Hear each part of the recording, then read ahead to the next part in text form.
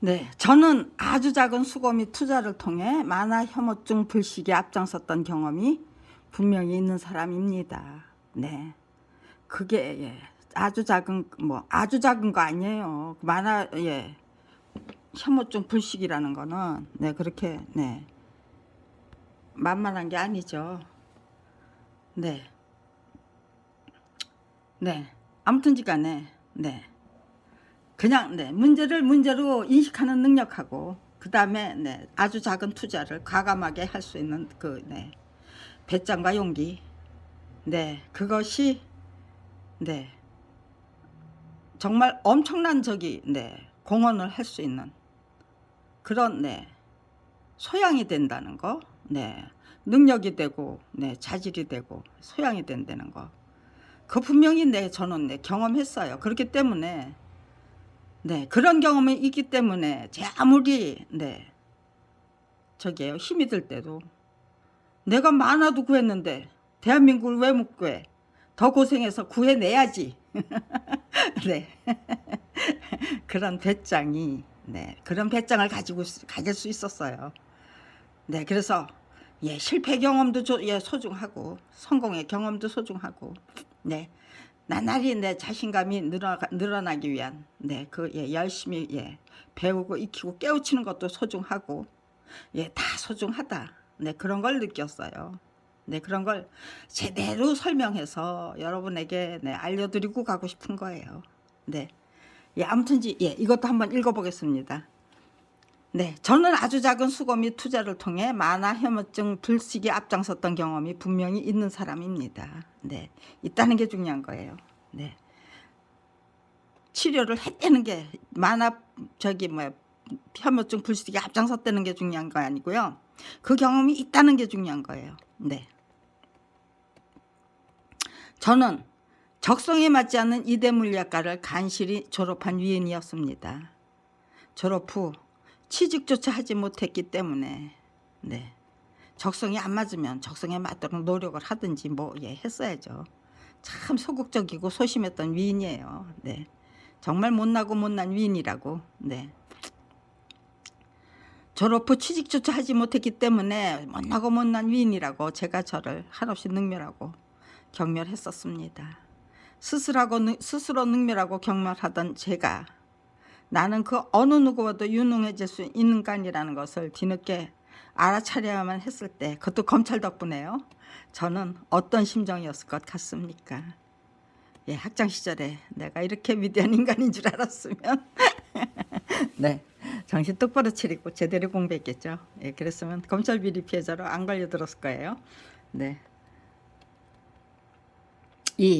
1980년 11월 겨우 9개월을 산 아들이 뇌동양 수술을 받고 사망한 후 저는 스스로 못난 인간으로 멍청하게 살았던 것을 뼈저리게 반성해야만 했던 것인데, 그러니까요, 멍청하게 살면서도 멍청하게 모르던 제가 내가 정말 멍청한 인간이었다를 깨우치게 된 게 제 아들 덕분이었어요.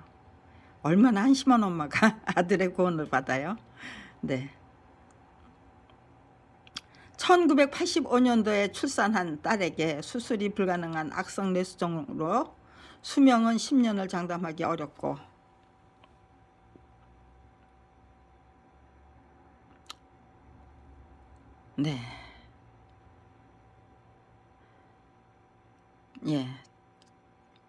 등등 무시무시한 진단이 떨어졌던 것이 1987년 8월이었습니다.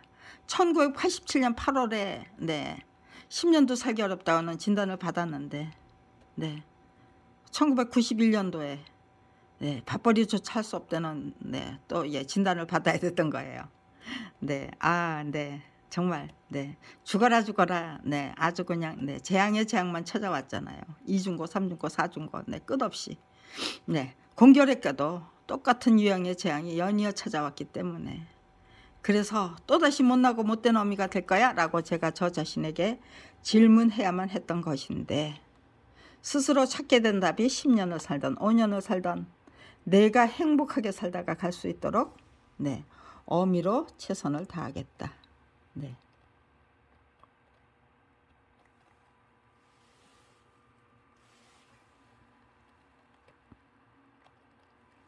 아, 진짜.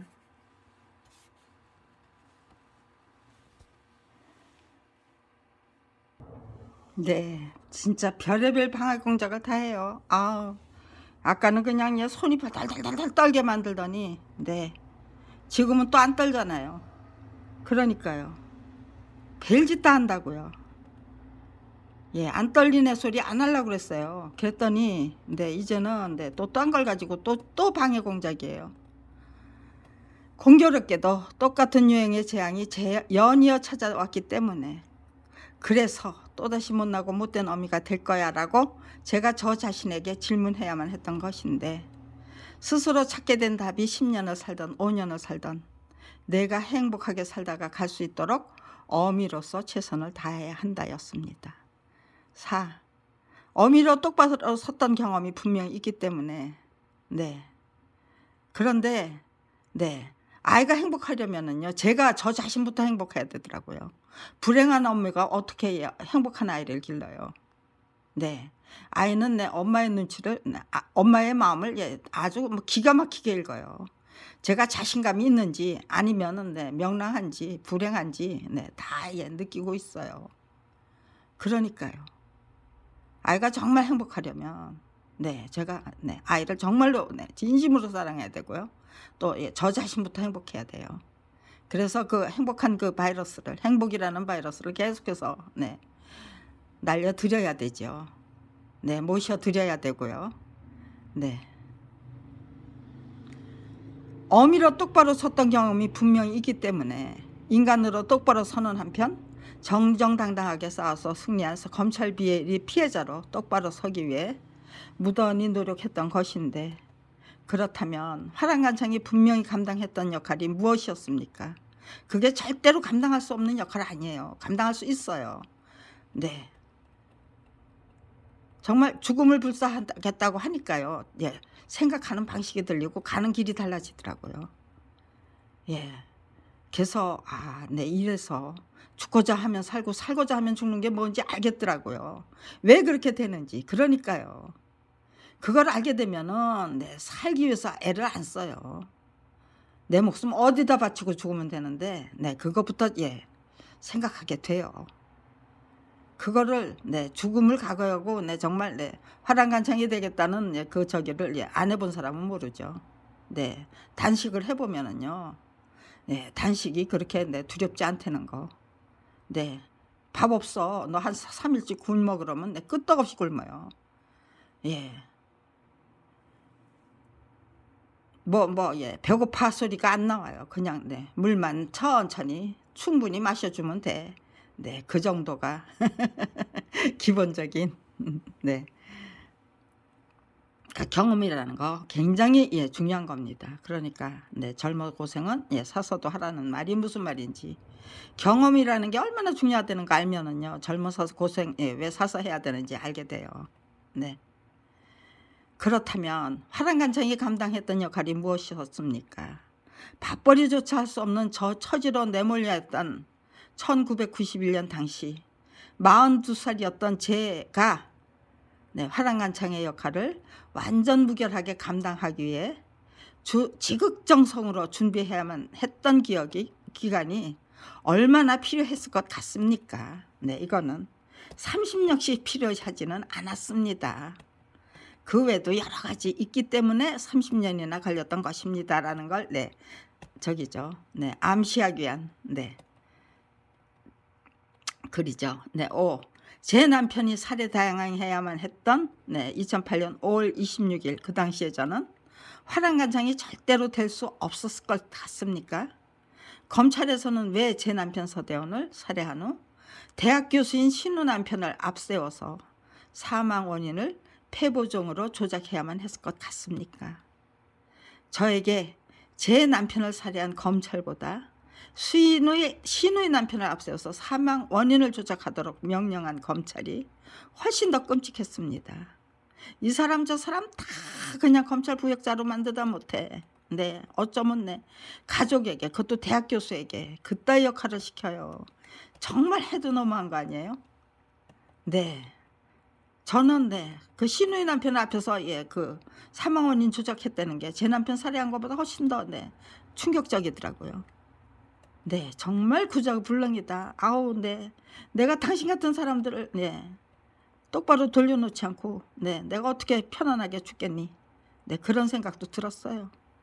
그리고 제 딸을 살해한 검살은 연쇄살인이라는 그 끔찍한 죄업을 철저히 묻어버리기 위해 2017년 9월 28일부터 지금 이 순간까지 얼마나 끔찍한 짓들을 공공연히 저질러 대는 중일 것 같습니까? 요 가난한 집의 장남이었던 제 남편 서대원은 직장생활에 전념하면서 만화가다운 만화가가 되기 위해 주경야독으로 무던히 노력하던 사람이었습니다. 저와 처음 만났을 때 사파를 그린 책 한 권 주면서 다짜고짜로 했던 말이 경제적인 기반이 구축되면 직장생활 정리하고 전업 만화가가 되려고 하는데 그때 나를 도와줄 수 있습니까? 였습니다. 내 목소리, 제 목소리 굉장히 마음에 안 드네요, 지금. 7. 어떻게 도와드려야 합니까? 라고 묻자 커피 한 잔 타주고 조용히 나가주시면 됩니다라는 대답을 듣게 됐던 것인데, 유일무이한 취미가 독서였기 때문에 제가 뒷바라지 할 수 있는 것들이 많을 것 같았습니다. 직장생활조차 할 수 없던 위인이었기 때문에 제가 감당해야 될 몫이 적지 않다는 것이 상당히 매력적인 결혼의 조건으로 느껴졌던 것 같습니다.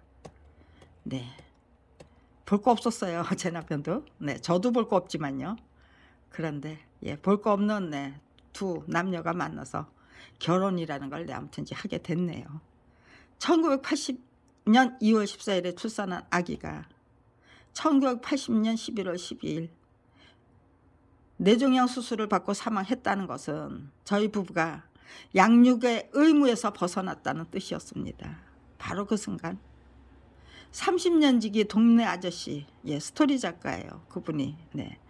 동네 아저씨로부터 이번에 출판할 역사만화는 반드시 내가 그려줬으면 좋겠다라는 제안을 받게 됐던 이유는 제 남편 서대원이야말로 교학사의 악랄한 착지에 진실하고 성실한 노력으로 맞설 것이 분명했기 때문이었습니다. 9. 자식을 잃은 부부가 일가 친척 친구 친지에게 직장생활 정리하고 만화 그리는 중이라는 근황을 전하면 그것도 알려드려야만 되잖아요. 회사 잘 다니니? 그러는데 그래요? 회사 생활 접고 만화 그립니다 라고 얘기를 하죠. 그러면 아이를 잃은 김에 저질 만화 그려서 아이를 잃은 김에 저질 만화 그려서 돈이나 벌겠다고? 라는 지청구를 반드시 듣게 되는 지경이었습니다.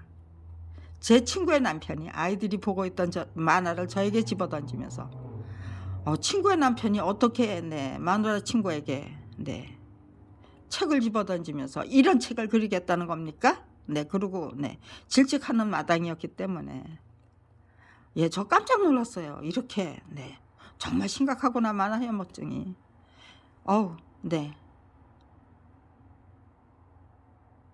얼마나 만화 책이 엉망이면은 지연이 아빠가 저런 반응을 보일까. 저도 대한민국의 그 만화의 현주소가 참 궁금하더라고요. 만화 시대가 분명히 시작된 마당에서 대한민국의 만화가 저질이 된 책임을 만화가들이 뒤집어 쓰게 된 현실이 분명하건만 자격과 자질을 제대로 갖춘 젊은이들이 감히 만화를 선택할 수 있을까를 저 혼자 열심히 생각했던 것인데, 그렇다면 정답이 무엇이었습니까? 그렇게 저기에요. 친구 남편까지 그렇게 저를 아주 진짜 저질만한 마누라고로 취급해 버리니까요. 정말 자격과 자질을 갖춘 젊은이들이 과연 만화를 선택할 수 있을까? 그거부터 생각이 나더라고요. 그런 거 보면은요, 제가 나무를 보고 숲을 계산할 수 있는 능력을 타고난 게 맞아요. 문제를 문제로 인식하고 또 하나를 보면 전체를 볼 수 있는 그 능력을 타고났어요. 제 아버지가 벌목업자예요. 나무를 보고 숲을 계산하는 능력이 아주 뛰어났대요. 만주에 있던 그 산들은 전부 정확했대요. 그런데 한국에 있는 산들은 아버지가 제대로 맞추지 못하더래요. 앞에는 빽빽하고 뒤에는 뭐 어쩌고 그런 식으로 어머니가 그렇게 말씀하시는데 그것도 또 토양하고 토질에 따라서 그러니까 아버지는 그 만주의 산을 저기 했던 걸까요? 그걸 가지고 훈련을 했기 때문에 만주의 산은 정확하게 이거 벌목하면 얼마나 얼마 목재가 얼마 나온다 정확했는데 한국의 상어는 그게 안 되더래요.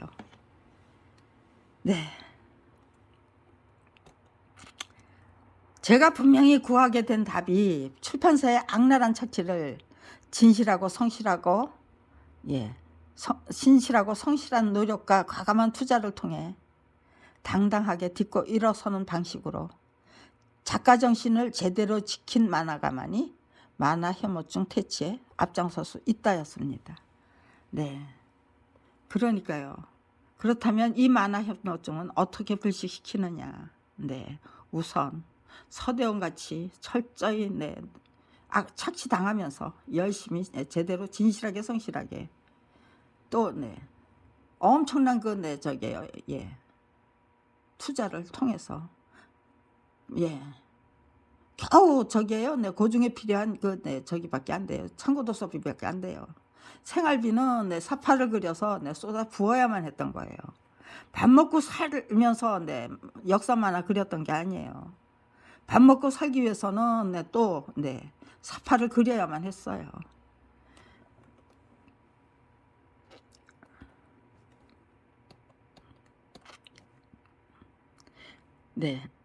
13.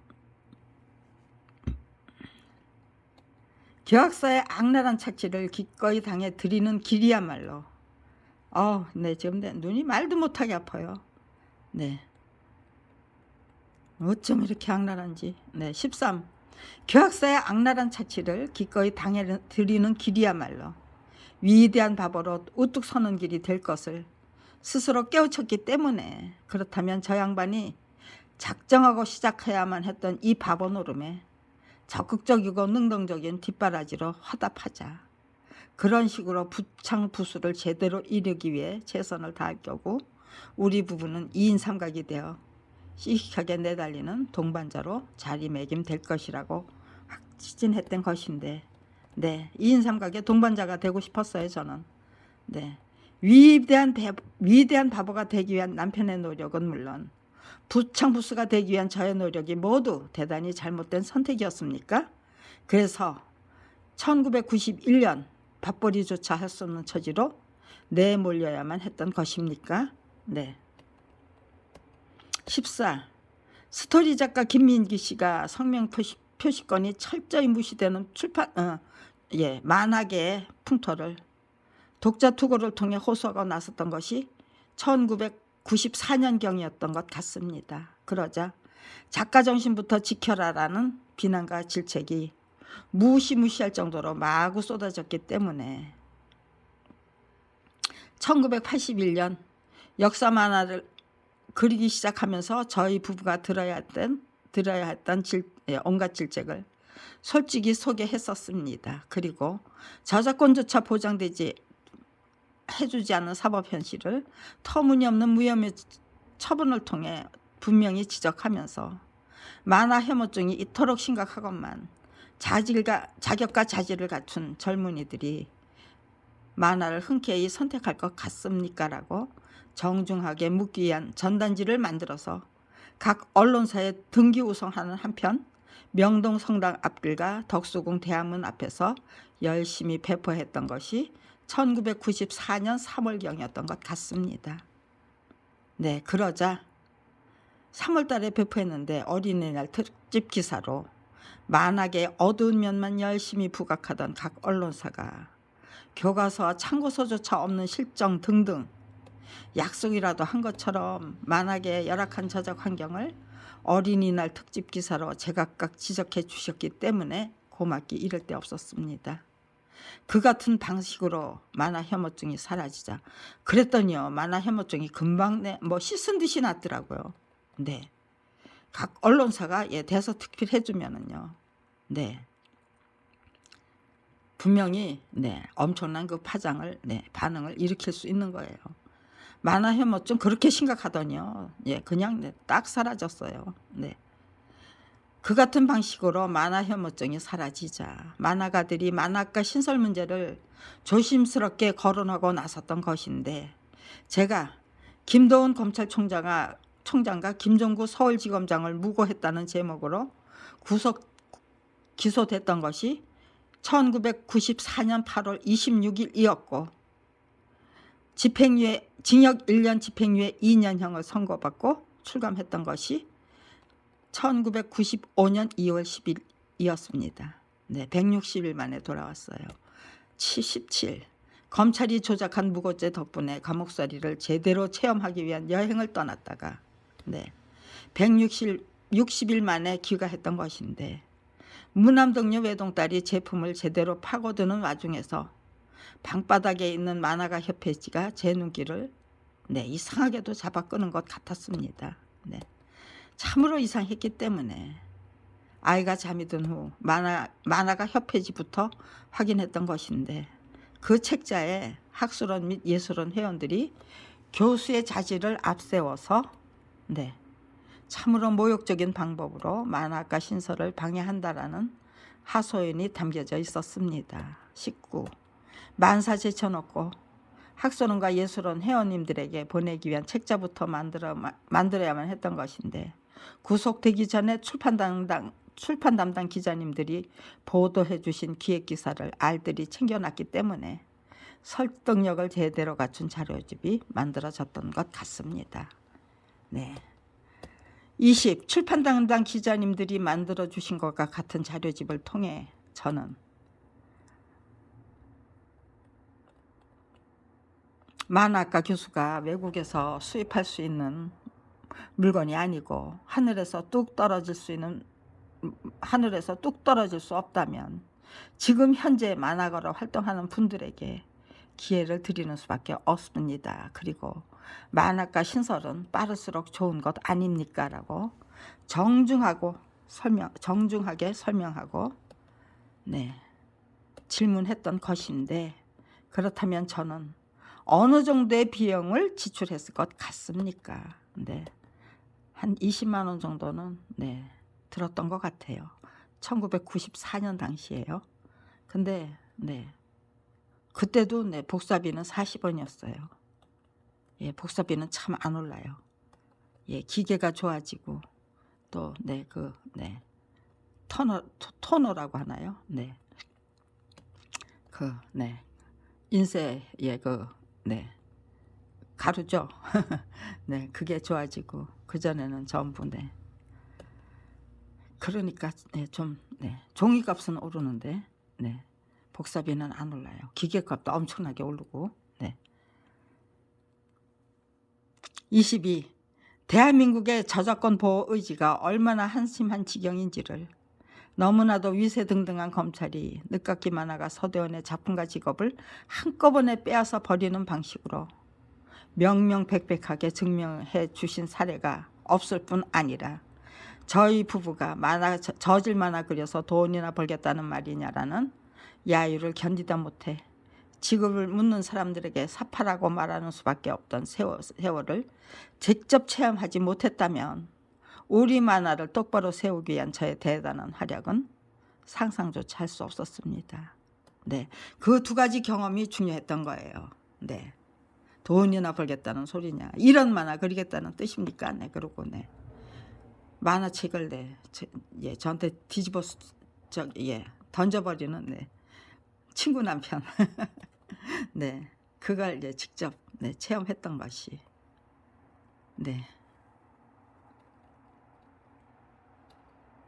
제가 네 만화 혐오증 불식에 앞장설 수 있었던 원동력이죠.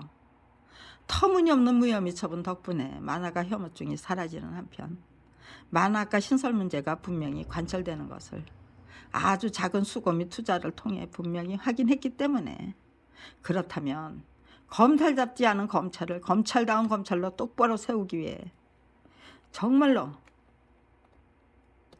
대단한 활약을 할 수 있는 사건은 어떤 사건일까? 네, 정말로 대단한 활약을 할 수 있는 사건은 서대원 사건이죠. 네, 서대원 사건이다. 그 사건 역시 이어령 문화부 장관의 중재 지시를 철저히 무시하는 한편 작품은 저자의 동의 없이 전매될 수 있는 물건이라고 우겨댄 터무니없는 무혐의 처분 사건이 아닐까를 심사숙고했던 것인데, 그렇다면 정답이 무엇입니까? 네, 저는 만화 혐오증을 불식했던 것처럼 똑바로 권력 탐욕증에 빠진 검찰을 검찰다운 검찰로 이끌어낼 수 있는 사건 역시 서대원 사건과 김경란이다. 그런 확신을 갖게 됐던 거예요. 그게 중요한 거예요. 성공해본 경험이 있기 때문에. 그런데 또 하나 중요한 거는요, 책을 만들기 위한 노력이에요. 그러니까요, 제 표현력, 설득력 제대로 갖춰야죠. 그러기 위해서 시간이 주어진다면 그거 억울하고 분하다고 생각할 게 아니고 괘씸하다고 생각할 게 아니고 그래요. 열심히 공부하겠습니다. 제 실력 제대로 키워서 정말 대한민국의 검찰 제대로 똑바로 세워드리겠습니다. 그렇게 선하고 순한 마음으로 저 자신에 대한 정진에 힘을 써야죠. 그게 어떻게 억울하고 분한 일이에요. 그리고 30년을 그렇게 노력했으니 이제는 그 결실을 만화 혐오증 불식시키는 데 앞장섰던 것처럼 검찰다운 검찰로 똑바로 세워드립시다 라고 외치고 나서야죠. 이제는 실행하는 것이 남아있을 뿐이에요. 그런데 그거 못하게 하겠다고 별의별 짓을 다 하잖아요 지금. 여보세요 지금. 이거 지금 뽑아버려야 돼요. 이게 있으면 별의별 짓 다 해요. 그리고 저기에요. 그냥 띵똥띵똥 소리를 내고 이거 이렇게 뽑아버려야 돼요. 이게 뭡니까 도대체. 검찰 비리 피해자 김경란 늙은 할망구 하나를 저기에요. 이제 와서 고수는 돌을 던져야 할 때를 아는 거잖아요. 이 사람들 우리는 고수가 아니다라는 거를 이렇게 악착같이, 고수가 아니면 고수가 되기 위해서 노력을 해야죠. 이렇게 난잡하고 조잡한 짓거리만 계속 하면서 뭘 어쩌라는 거예요? 도대체 뭘 어쩌라는 거예요? 그러니까 조용히 입 다물고 닥치고 살려는 거예요? 왜요? 제가 왜요? 누구를 위해서요? 제가 그렇게 입 닥치고 살다가 조용히 전혀 당당하게 죽을 수 있는 건가요? 이제는 내가 어떻게 당당하게 죽는가 했잖아요. 뭐 떼돈을 벌어서 저 손해배상금 악착같이 챙겨야죠. 제대로 챙겨야죠. 그래서 정말로 국민을 위한 데이터베이스가 있어야 돼요. 반드시. 그리고 저기에요. 지도자는 지도자다워야 돼요. 국민의 수준에 미치지 못하는 지도자 이제 졸업을 해야죠. 청산을 해버려야죠. 도대체 뭘 어쩌라고 이렇게 끝까지 난잡하고 조잡하게 구는지 정말 정말 이해가 안 돼요. 어쩌면 이렇게 머리가 나빠요. 이 사람들이 생각이라는 걸 하는 사람들이에요. 머리는 저기죠. 말도 안 되는 짓거리 할 때만 지들은 인간이죠. 미물도 못 돼요. 미물도 못 돼요. 네, 바이러스보다도 못해요. 아이고, 네.